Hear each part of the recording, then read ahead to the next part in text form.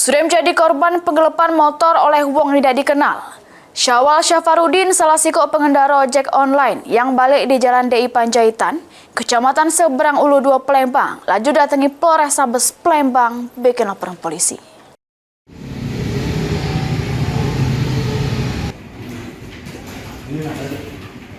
Nasib apes yang dialami Syawal Syafarudin, salah siko pengendara ojek online yang balik di Jalan DI Panjaitan Lorong Bakti, Kelurahan Tanggo Takat, Kecamatan Seberang Ulu 2 Palembang, sudah menjadi korban penggelapan motor oleh wong tidak dikenal.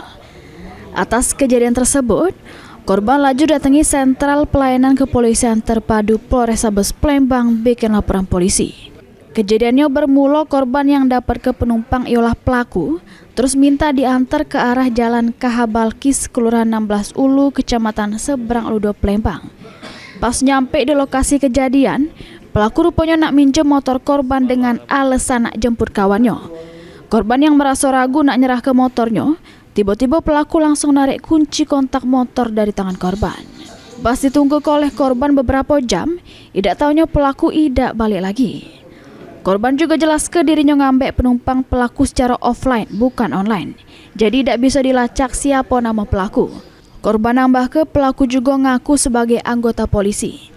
Atas kejadian tersebut, korban mengalami kehilangan motor merek Honda Beat Street BG 2603 AFC warna hitam dengan total kerugian diperkira ke 19 juta rupiah.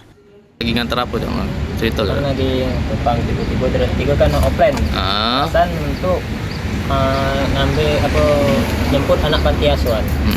Terus apa ngurusi yayasan panti asuhan kan? Jemput bagi yang tidak mau yang kata ungkur jemputnya.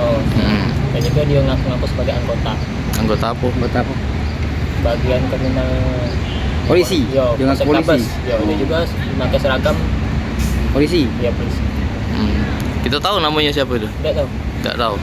Jadi posisi pas dia minjem motor gitu tuh dia gembek langsung atau apa kita di cak mana? Ngerampas.